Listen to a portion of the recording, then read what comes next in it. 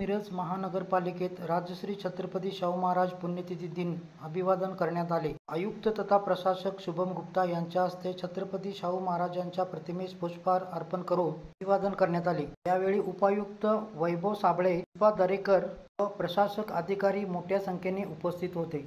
पत्रकार गीता मुदोळकर, नवप्रसारण न्यूज, सांगली।